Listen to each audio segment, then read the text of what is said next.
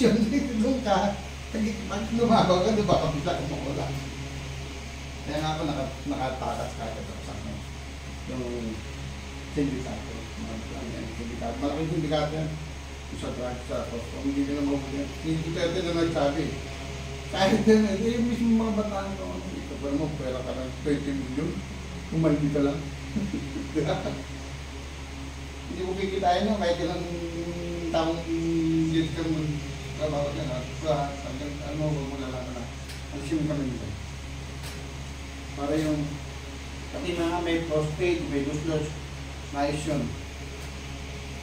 Para hindi ka magdudumi ng doon yan. Pati sa may balikat mo. Mga nunsyo sa kaiwayan ng kumang sa tayo. Sundalo. Pero retire na sila lahat.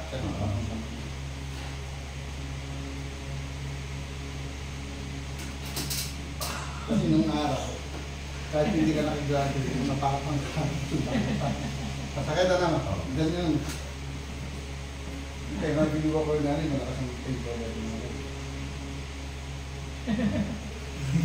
Yan na, yun. O ngayon, gagawin mo yung squat. Ay ba, nagawin? Yung tayo, squat. Hindi ko pala yan, ganyan. At tayo, kapit. Ganyan din. Tapos, pag dudumi ka na, heel nga. Nakaganon, nasa lamesa ka kumakain, nakaganon.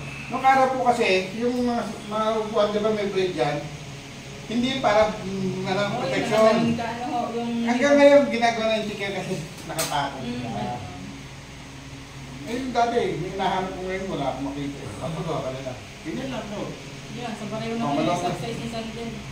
O, pakiramdam mo, malawang pakiramdam yan. Ano yan? Tapos, gawin mo na yan, ano, hindi ka nang dudumi ng dugo, hindi ka na. Tapos hindi ka rin dudumi ng masakit. Kasi didiretso na yan siya. Binuksan ko lang siya, mga nakalak din yan. Kaya pag nabuksan na yan, magkakaroon ng reaction parang, bakit gano'n, nung inano ko, tumakit dito ko. Kasi nga nag-reaction siya. Bumabalik na sa dating position ng katawan mo. Kaya yung, ito mo, kaya yung nanay, may reaction ka agad, bakit ano nakit. Hindi ko magilalaw yan. Kasi di ba ginanong ko lang bakit lumakas. Talaga magkaka, kasi babalik din din nakaganon, babalik na siya sa dating posisyon. Exercise lang na. Kaya ganun lang talaga. Ha?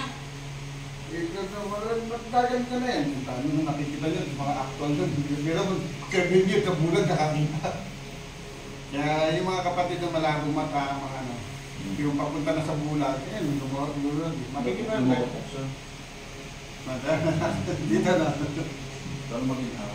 Ginawa yan. Masakit sa masakit. Kasi kasi ito, kaya tinatamaan yan, ganyan ang forma ng tuhod, yung makeup niya, ganyan, yan. Okay yan, gumalarang maayos, nakatanin mo. Pero pag gumanyan yan, okay pa rin siya, pero meron na sa problema. May masakit. Kasi naka-disalay kasi, ginagawa ko lang, binabalik ko sa dati. Kaya sobrang sakit. Binabalik ko lang dati. Hindi ka tuloy makikita ito. Ginagawa na. Tapos, ang lahi ng problema mo dito, bakit mo pa rin kailangan ito hilahin? Kasi alam nila nakakulit siya sa spine.